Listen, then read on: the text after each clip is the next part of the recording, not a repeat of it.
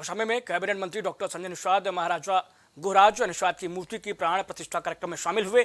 इस दौरान वो सपा पर जमकर बरसे। साथ ही उन्होंने मंच से जनता को संबोधित करते हुए कहा कि इन गोली चलाने वालों को सत्ता से हटाना है। उन्होंने एक घटना को याद करते हुए कहा कि मैं जैसे ही रेल आंदोलन करने गया वैसे ही समाजवादियों ने गोली की बौछार कर दी।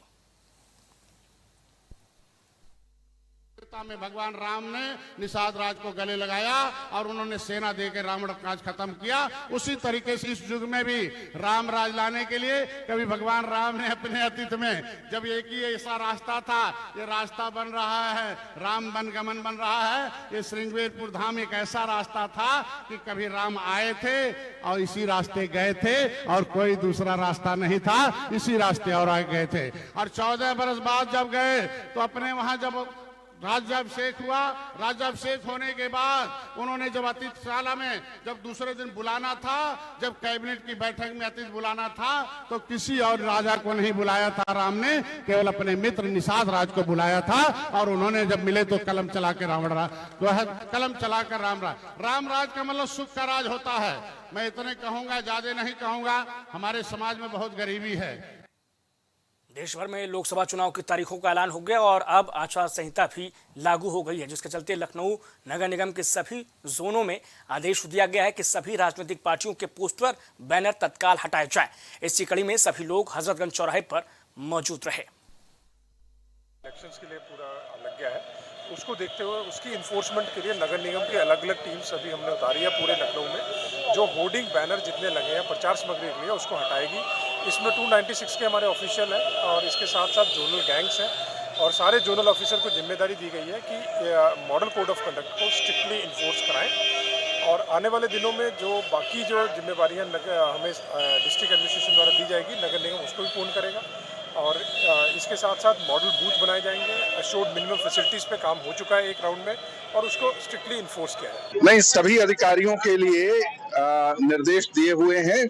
अपने अपने क्षेत्राधिकार में एमसीसी का पालन कराए जाने के संबंध में जो भी कार्यवाहियां की जानी है वो सभी जगह पर प्रारंभ हुई है। बलिया में संपूर्ण समाधान दिवस का आयोजन किया गया था, जहां भूमि विवाद को लेकर अपनी मां के साथ पहुंचे युवक ने समस्या का समाधान न होने पर आक्रोशित होकर खुद को चाकू मार लिया। घटना को देखने के बाद डीएम और एसपी के साथ ही सभी लोग हैरान रह गए। वहीं पुलिसकर्मियों ने उसे आनन फानन में अस्पताल पहुंचाया। को लेकर विवाद था और इसके पहले भी लोग गए, थाने पर आए थे तो वहाँ थानाध्यक्ष ने कहा था कि इसका समाधान हो जाएगा। आज एसडीएम और सीओ को कह दिया गया है कि तत्काल इनकी समस्या का समाधान कराएं। जब तहसील दिवस आयोजित होता है, बेकायदे डीएम एसपी रहते हैं, तो वो एक चेकिंग नोकिंग की अभियान कुछ ऐसा भी हो कि कोई फरियादी आपत्तिजनक चीज़ ना लेकर जाए, ऐसा घटना ना कारित हो। क्या इस तरह की कोई निर्देश वगैरह?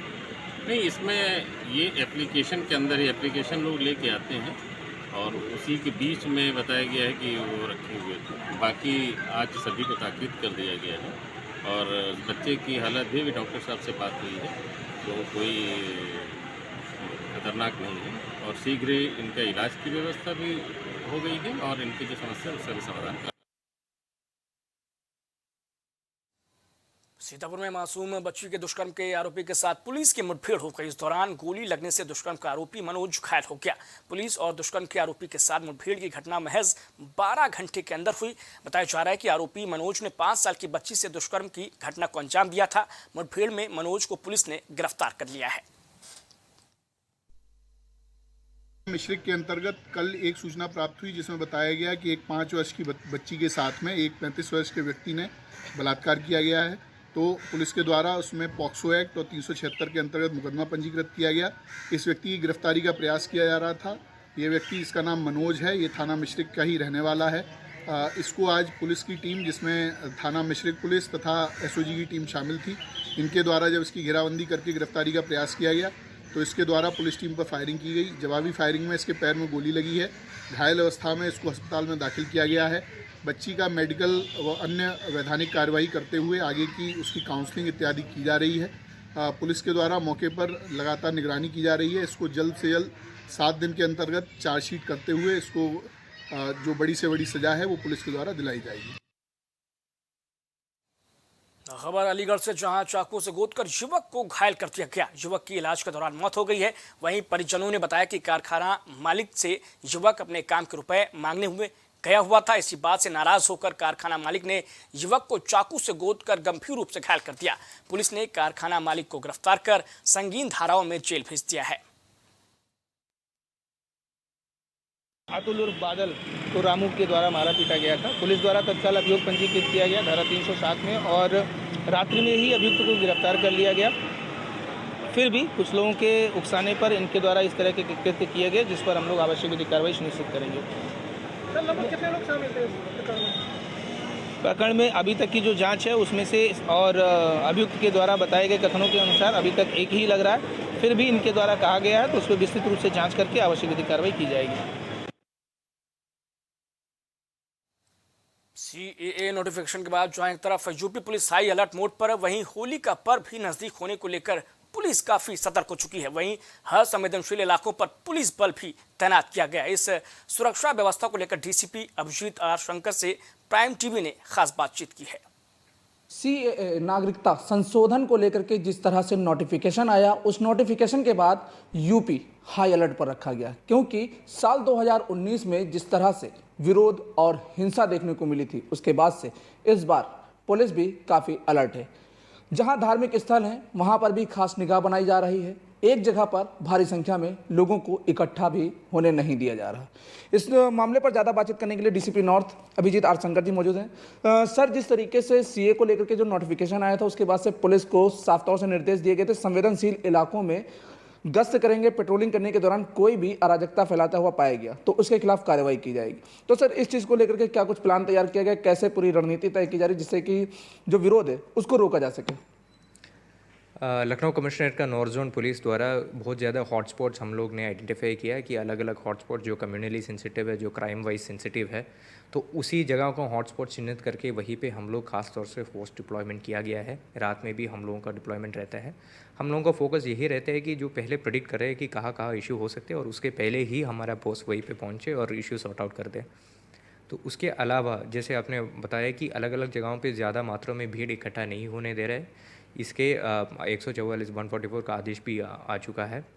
हम लोग बहुत प्रयासरत है, पुलिस हमेशा मौजूद और सतर्क है और हमारा अपेक्षा है सामान्य जनता से कोई अफवाह ना फैलाना है। अगर कोई अफवाह फैला रहा भी है उसका सूचना तुरंत ही आपका नज़दीकी थाने में दे दीजिए या 112 पर सूचना दे दीजिए। धन्यवाद सर बात करने के लिए। तो जिस तरीके से सीए को लेकर के यूपी पुलिस पूरी तरीके से अलर्ट है, तो वहीं लखनऊ पुलिस ने भी पूरी तरह से कमर कस ली है कि जिस तरह से लोग अगर विरोध करते हैं और विरोध के बीच जो अराजकता फैलाते हैं, माहौल बिगाड़ने की कोशिश करते हैं, तो उनके खिलाफ भी कार्रवाई करने के लिए पुलिस पूरी तरह से तैयार नजर आ रही है। हमारे सहयोगी गोपाल के साथ मोहम्मद कलीम, प्राइम टीवी, लखनऊ। तो प्राइम उत्तर प्रदेश में इतना ही। प्राइम टीवी पर खबरें लगातार जारी हैं।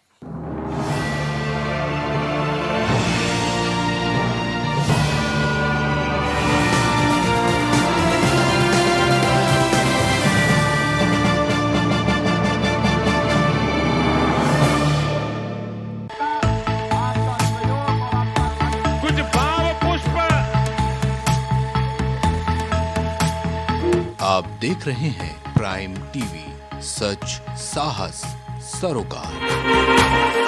प्रधानमंत्री श्री नरेंद्र मोदी का संकल्प है कि देश का हर नागरिक पोषित, सशक्त और समर्थ बने। जब पूरा विश्व इस सदी की सबसे बड़ी महामारी कोविड-19 से जूझ रहा था, उस दौरान प्रधानमंत्री श्री नरेंद्र मोदी जी के नेतृत्व में भारत सरकार ने प्रधानमंत्री गरीब कल्याण अन्न योजना का संचालन कर देश के गरीबों की खाद्य सुरक्षा सुनिश्चित की।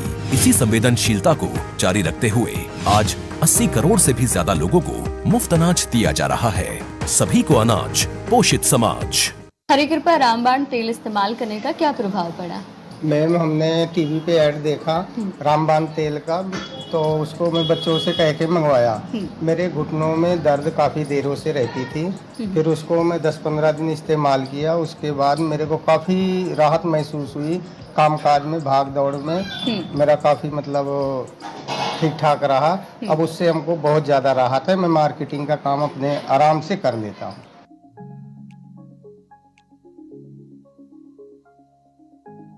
अगर आप करना चाहते हैं अपने बिजनेस को प्रमोट, तो इसके लिए आपको चाहिए होगा एक support.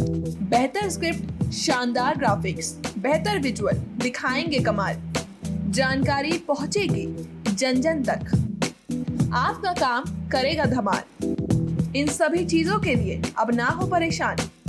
Brand promotion, motion designing and video editing, 2D और 3D animation, television telecasting, social media works, script writing जैसे कामों के लिए आज ही कांटेक्ट करें 9267925186 पर। इसी के साथ ही आप हमें जीमेल भी कर सकते हैं vikasproduction.gfx@gmail.com पर।